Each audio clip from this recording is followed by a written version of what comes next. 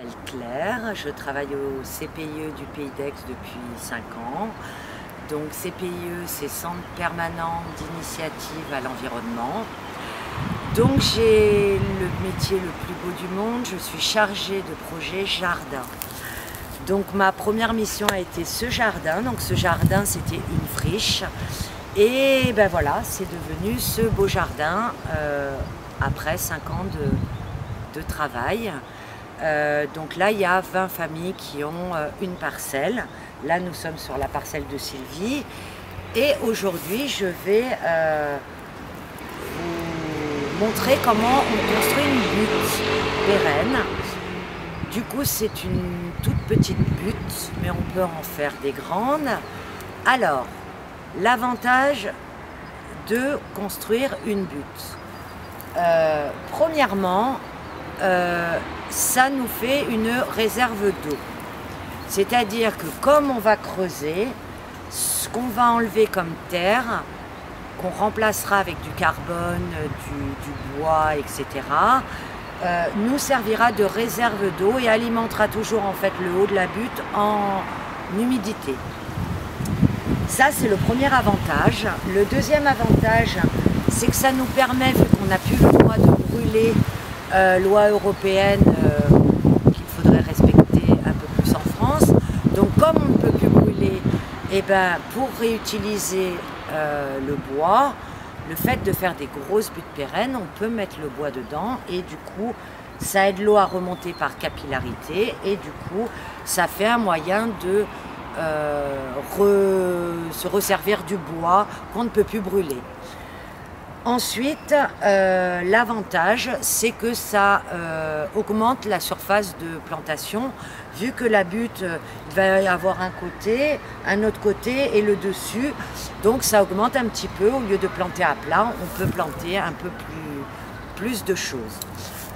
Voilà, en paillant bien, en la faisant pas trop haute, parce qu'on est dans une région où il y a du vent,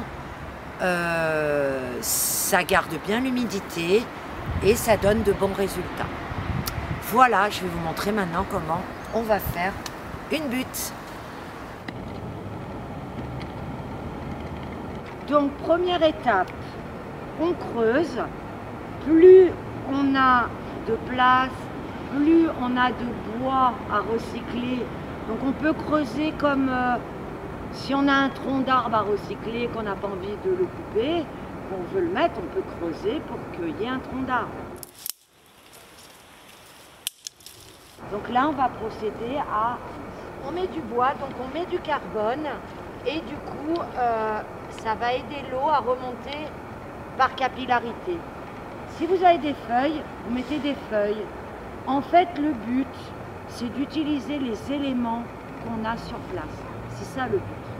C'est de gérer les déchets autrement et surtout les utiliser. Belle. On recouvre avec la terre. Voilà la petite butte, elle est mignonne comme tout. Elle est petite, elle n'est pas haute, mais elle va être bien comme il faut. Plus c'est haut et plus ça sèche, donc c'est pas top.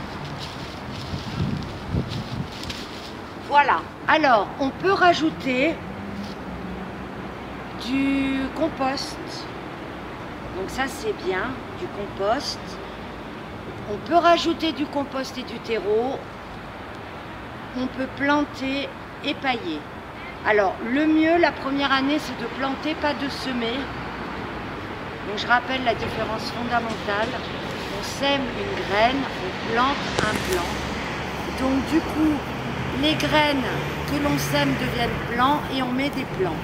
Sur une butte, la première année, c'est comme les lasagnes, il faut préférer les plants plutôt que les semis.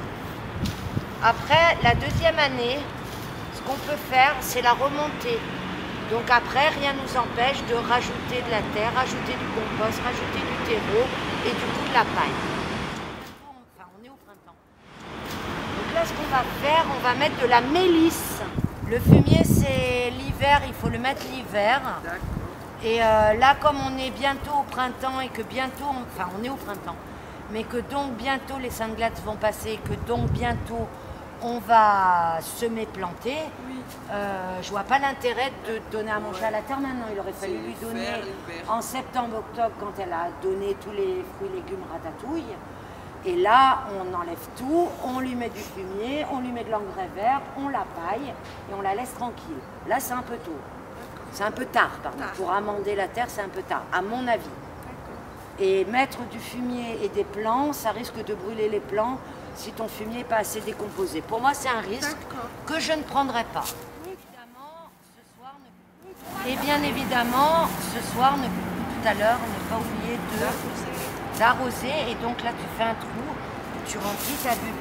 Tu remplis là. Pour mettre le tuyau. Là, tu mets le tuyau et tu laisses bien. Et à un moment, tu vas voir, ça va un peu déborder. Il va y avoir des fuites autour, c'est que ta réserve, elle est pleine. Oh, c'est génial. Voilà la petite butte d'Ancagnane, jardin loup grillé. Là.